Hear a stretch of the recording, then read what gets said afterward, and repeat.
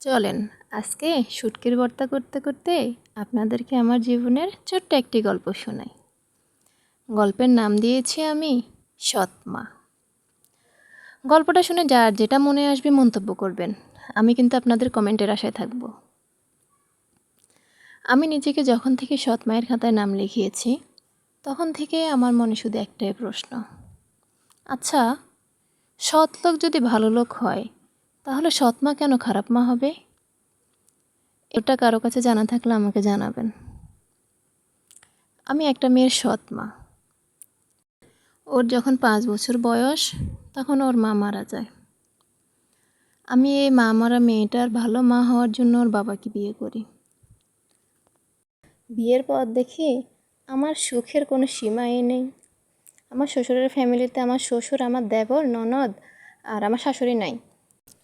ননদের কথা কিছু বলবো না কারণ ও ছোট।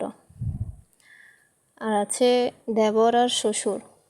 ওনারা তো এত ভালো, এত ভালো মানুষ যে বাড়ির বউকে, ঘরের বউকে কীভাবে মানসিক যন্ত্রণা দিয়ে বাড়ি থেকে বের করতে হয় সেটা ওনাদেরকে না দেখলে বুঝতেই পারতাম না। যাই হোক, আমি ওদের মতো ভালো মানুষ হতে পারি নাই, তাই ওদের সাথে থাকতেও পারি নাই।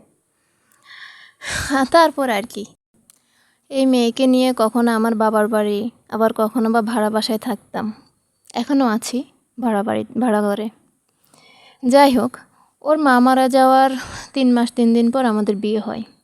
সেই থেকে আমি এই মেয়েকে লালন পালন করতেছি। এখন মেয়ের 9.5 বছর। আমি এই মেয়েকে প্রাইভেট হুজুর রেখে আল্লাহর রহমতে কোরআন শরীফ পড়ালাম। ওকে গোসল করানো হতে শুরু করে ওর জামা কাপড় ধোয়া, ওর খাওয়া দাওয়া ইত্যাদি চুল আঁচড়ানো যা আছে সব আমিই করতাম, এখনও করি, আমিই করি। ঈদে কাপড় চোপড় আমি নিই বা না নিই, মেয়ের জন্য জামার সাথে ম্যাচিং করে চুড়ি, টিকলি যাবতীয় যা আছে সব নিতাম। আমি ঋণ করে মেয়ের জন্য স্বর্ণের কানের দুল নিয়েছি। জ্বর হলে ওর সেবা আমি করি, ওর ফোড়া উঠলে সে ফোড়া রক্ত ফুসসহ 2 হাতে আমি গালি। ওর পেটে সমস্যা হলে ওর মলসহ কাপড় চোপড় আমি ধুই, আমার মাও ধুয়েছে। ওর আপন নানুকে কখনো দেখিনি ওর 1 মিনিট ফোন করে খবর নিতে। ওই স্কুলে যাওয়ার আগে আগে রান্না শেষ করে ওকে খাইয়ে দিয়ে স্কুলে পাঠাই। স্কুল বাড়ির সামনে, টিফিনে আসলে নিজের হাতে ওকে খাইয়ে দিই। মেয়ে আল্লাহ দিলে এখন বড় হচ্ছে। আমি সংসারে একা, আমার আল্লাহর রহমতে ছোট্ট একটা ছেলেও আছে। আমার মেয়ে মাশাআল্লাহ আমার হাতে সংসারে টুকিটাকি কাজ করে। এখন কথা হলো, মেয়ে যে আমার সংসারে আছে, ভালো আছে আমার সাথে, বা আমরা ভালো আছি আল্লাহর রহমতে, এটা 100-র মধ্যে 99% মানুষেরই সহ্য হয় না। মেয়েকে মেয়ের চাচা, মামা, খালা, খালু, পাড়ার প্রতিবেশী সবাই শাসন করতে পারবে, শুধু মেয়ের বাবা আর আমি, মানে মেয়ের সৎ মা শাসন করতে পারবে না। সৎ মা তো পারবেই না, বাবা শাসন করলে বলবে মা মরলে বাপ তালই।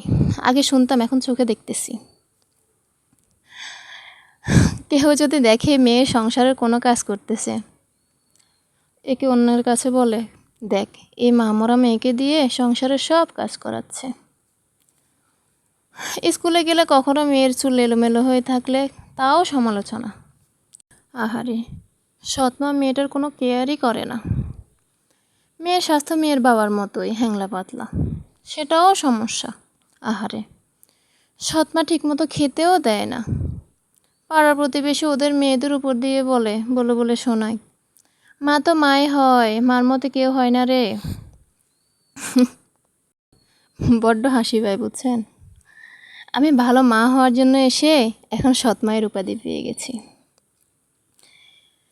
এসব সমালোচনা যখন আমার কানে আসে খুব খারাপ লাগে। তখন কি ভাবলাম আর কি হলো, মা মরা মেয়ের মাথার উপর ছায়া হলে স্বয়ং আল্লাহ আমার মাথার উপরে ছায়া হবেন। শুধু এইটুকু চিন্তা করে আমি ওর বাবাকে বিয়ে করেছি।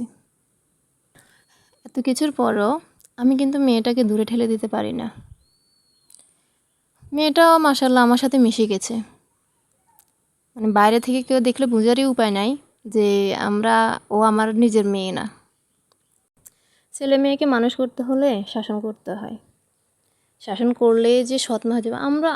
আমার আপন মা শাসন আমাদেরকে করে নাই, আমাদেরকেও করেছে। আমার ছেলে, আচ্ছা ও তো আমার না, আমার নিজের মেয়ে না, কিন্তু ছেলে তো আমার, আমার ছেলের এখনও 2 বছর হয় নাই, কিন্তু আমি মানে আমার মেয়ের থেকেও আমার ছেলেকে বেশি শাসন করি। মেয়েকে আমার কিছু আসলে বলতে আমার নিজেরই খারাপ লাগে, কারণ ও মা মরা। ওকে শাসন করতে গেলে আমার নিজেরই বুক কেঁপে ওঠে। তারপরেও একেবারে না করলে তো নয়। অনেক বড় করে ফেললাম আমার জীবনের এই ছোট্ট গল্পটা। আপনাদের সাথে শেয়ার করে নিজেকে একটু হালকা করলাম।